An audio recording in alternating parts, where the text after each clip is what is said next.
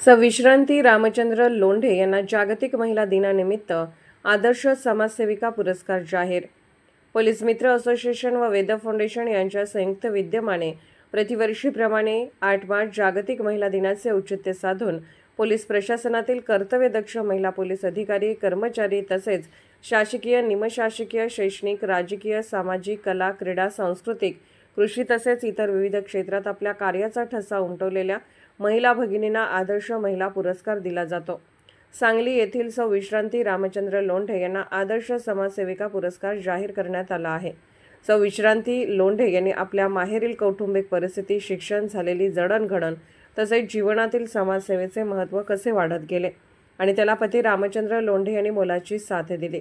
निवडीचे पत्र पोलीस मित्र असोसिएशन संस्थापक अध्यक्ष डॉक्टर युवराज मोरे यांच्या मार्गदर्शनाखाली असोसिएशन महिला राज्याध्यक्ष तथा फाउंडेशन संस्थापक अध्यक्ष डॉक्टर रजनीताई शिंदे यांच्या हस्ते व असोसिएशन राज्य संपर्क प्रमुख तथा फाउंडेशन सचिव मुरलीधर शिंदे, इचलकरंजी शहर महिला अध्यक्ष आशा वाघिरे, उपाध्यक्ष सरस्वती हजारे, सचिव संगीता रोगे, शिरोळ तालुका महिला उपाध्यक्ष वैशाली गडद व लोंढे परिवाराच्या उपस्थितीत देण्यात आले।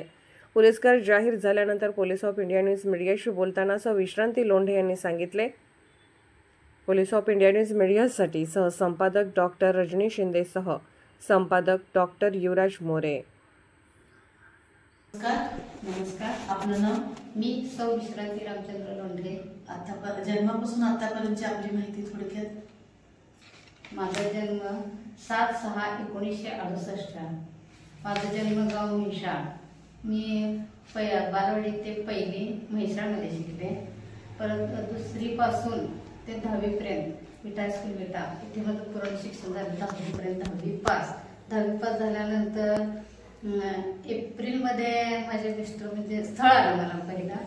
ते म्हणले त्यांना मुलगी 10वी पासच पाहिजे होती। योगायोगाने मी पण 10वी पास झाले होते।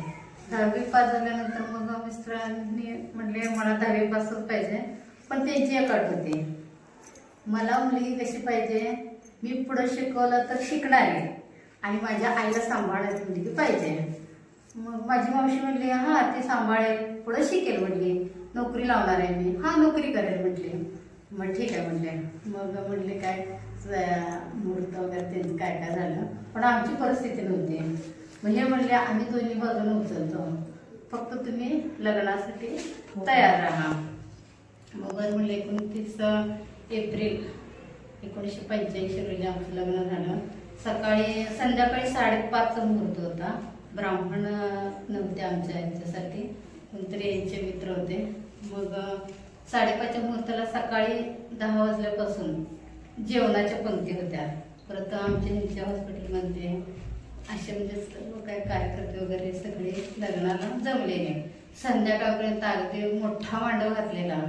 त्या मांडवात सगळं इकडं तिकडं जेवण खाणं सगळे अगदी आराम करून संध्याकाळी आमच्या अक्षता पडल्या। लग्न झालं आमचं। मग तिथं 5 दिवसांनी मी राहिले। तिथून म्हणले आता मुलगी न्यायची कुठं? मग माझी मावशी म्हणली आमच्या इकडे आणतो। हे म्हणले कशाला आता इकडे तिकडे करताय, एक आता घेऊन जावा आणि संध्याकाळी पाठवून द्या म्हणले। कशाला? मग तिथून पुढं स्ट्रगल आपलं स्ट्रगल। मग मी तिथं आमच्या महिला यायचे ना माझ्या जवळ बसायला, गप्पा मारायला। हे काय म्हणणार, तू आता म्हणजे महिलांशी बोल, गप्पा मार, पण येणाऱ्या चांगलं सांगत नाही, तू चांगलं सांगशील। मग ठीक आहे म्हणलं। मग आपण काय चांगलं सांगत होते तेव्हा।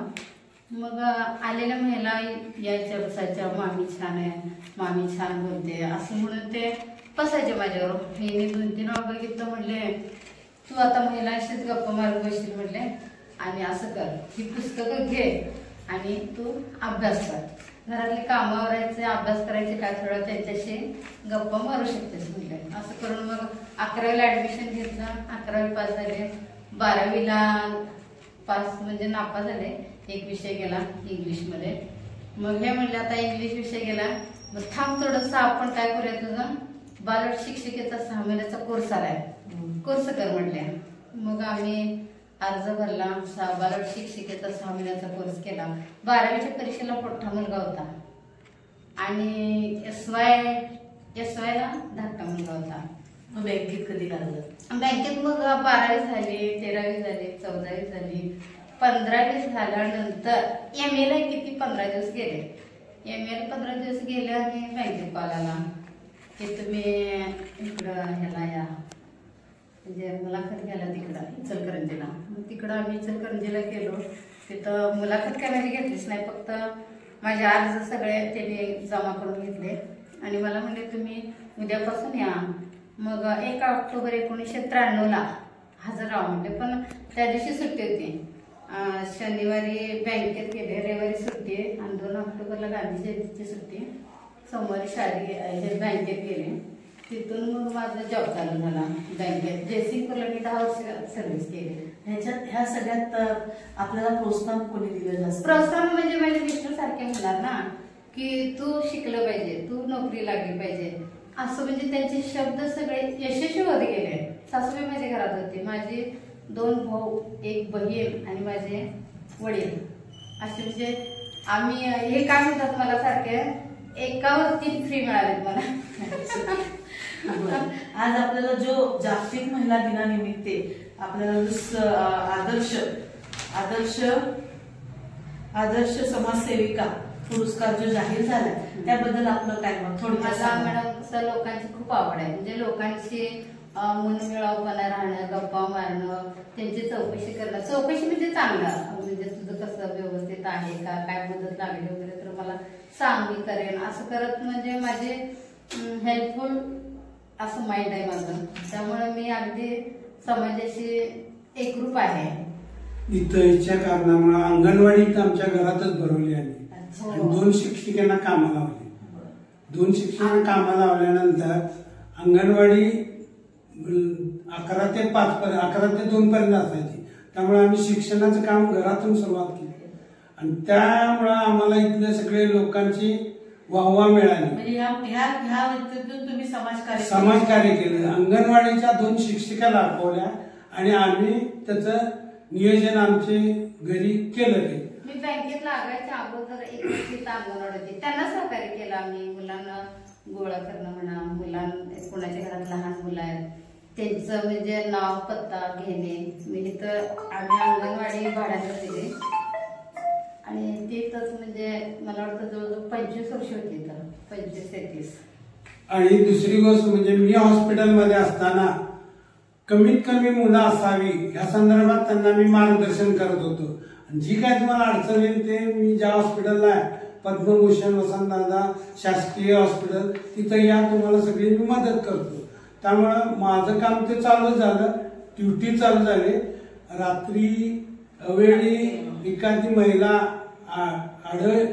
आढळून झाली तर तिला डिलिव्हरीला ही आणि मी घेऊन जाणार. त्यामुळे ही आत जाणार, मी बाहेरनं मॅडमना किंवा डॉक्टरला सांगणार, आमचे नातेवाईक आहेत. अशा प्रकारे गल्लीतलं समाजाचं काम आम्ही निश्चित अशा प्रकारे आपण समाजसेवा करतो. बरं, आज आम्ही तुम्हाला हे सांगते काय पोलीस मित्र असोसिएशन आणि विवेक फाउंडेशनच्या माध्यमातून जो आपल्याला